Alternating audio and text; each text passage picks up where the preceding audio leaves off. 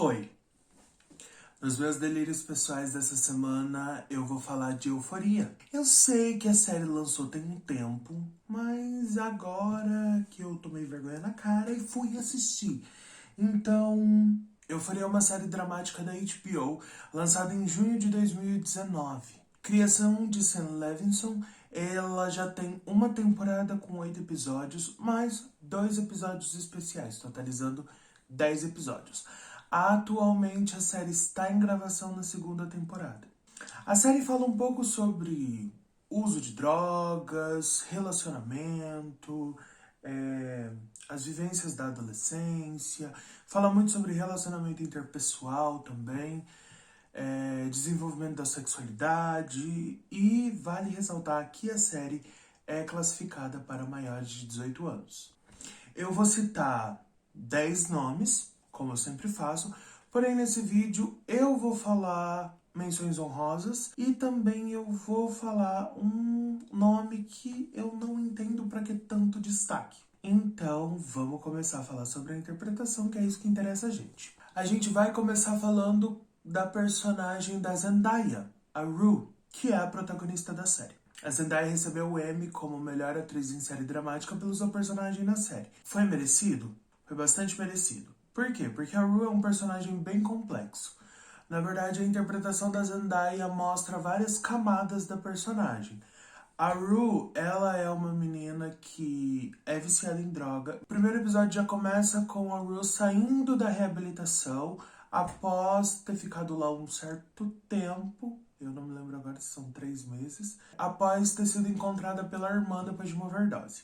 A série já começa nesse nível. O personagem da Rue é um personagem muito complexo. Ela lida com problemas psicossociais durante boa parte da primeira temporada e vai explicando como ela chegou até o uso das drogas. A Zendaya consegue mostrar essa personagem que tá nessa luta constante contra o vício, nesse descobrimento da sexualidade, nessa ideia de poder ou não confiar nas pessoas, e tudo isso você consegue enxergar a partir da interpretação da Zendaya.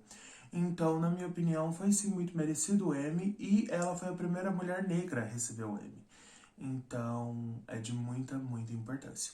O próximo nome que a gente vai falar é a personagem da Hunter Schafer, a Jules. A Jules é uma menina trans que durante um bom tempo é vista como amiga da Rue, porém também um interesse amoroso ali. Vale ressaltar o motivo da importância desse personagem, principalmente na forma como a série aborda o corpo trans. A série sai facilmente de um estereótipo heterossexnormativo. Desde o personagem da Rue, essa quebra de um padrão de beleza já é muito citada, já que a Rue, tecnicamente, é uma mulher dentro dos padrões e as vestimentas dela não condiz com esse padrão de feminilidade. E isso também é visto dentro da Jules.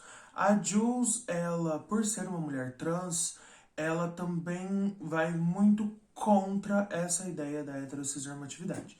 Durante muito tempo você vê e você pensa que o personagem da Jules vai ser um alívio para todas as tensões da protagonista, porque ela traz essa energia bem leve que a personagem pede.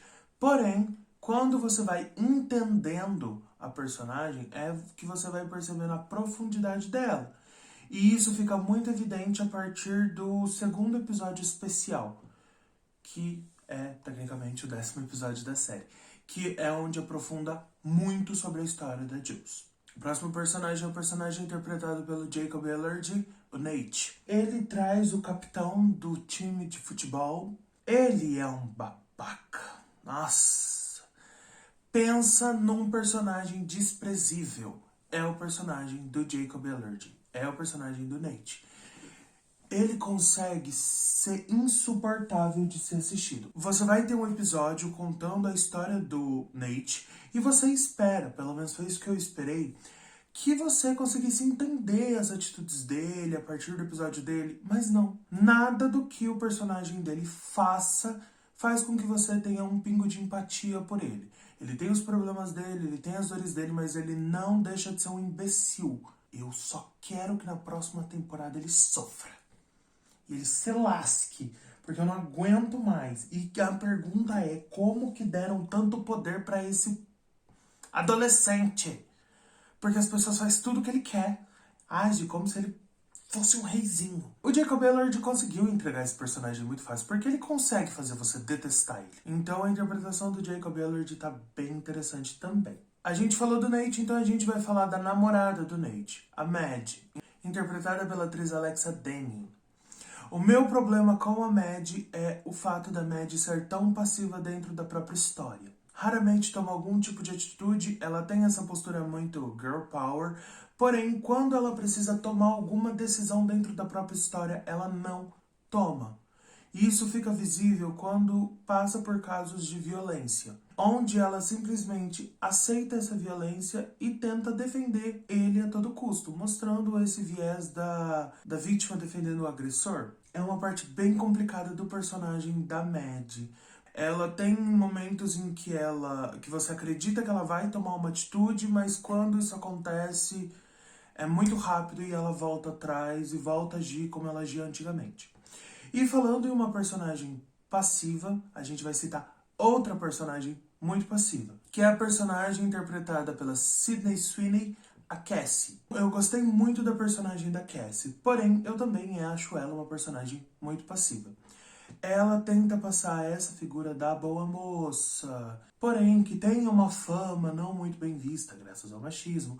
Ela tem uma fama não muito bem vista e ela tenta não ser afetada por essa fama. E isso muitas vezes incomoda, já que ela prefere ficar com a aparência da boa moça do que se impor e mostrar o que realmente está incomodando ela e o que realmente não está. E acontece com ela a mesma coisa que acontece com a Mad. Quando ela finalmente se impõe, algo acontece que faz ela voltar atrás e deixar de se impor da forma como a gente esperava que fosse acontecer. Então isso é uma coisa que me incomoda um pouco no personagem da Cassie. E totalmente o oposto delas, da Mad e da Cassie, a gente vai falar da interpretação da Barbie Ferreira, a personagem da Cat. A Cat é uma menina gorda, empoderada, quer dizer, que desenvolve o empoderamento dela, tentam fazer com ela uma possível ameaça.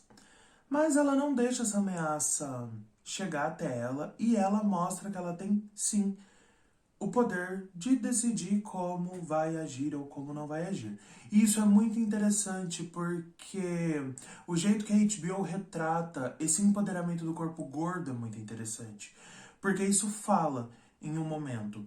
É muito difícil quando as pessoas veem uma pessoa gorda e empoderada, porque isso não se espera. A personagem da Cat traz essa força que era necessário ser falado, sabe? Até agora a gente falou de personagens que tiveram episódios em que contam mais ou menos a história deles. Agora a gente vai entrar para personagens que não têm esses episódios contando a história deles. E o primeiro personagem desses, o personagem interpretado pelo Angus Cloud, o Fesco. O Fesco, ele é amigo, porém ele também é o traficante da Rue. Só que o que é muito interessante de ver no personagem dele, o carinho que ele tem pela Rue. Ele vende as drogas pra ela? Ele vende, porém ele se importa. Quando ele vê que tá chegando num nível em que é perigoso pra ela, ele já não quer mais vender. Na minha opinião, o personagem do Fesco é um personagem que falta um episódio contando a história dele.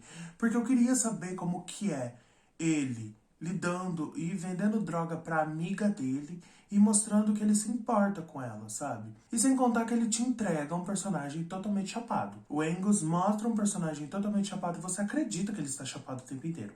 O jeito que ele fala, o jeito que ele olha, o jeito que ele age, parece que ele está realmente chapado o tempo. Chega a dar uma raiva, dá vontade de dar um tapa na cabeça e falar: "Não, meu filho, acelera." Mas não, ele tá sempre muito calmo e ele fala muito tranquilo.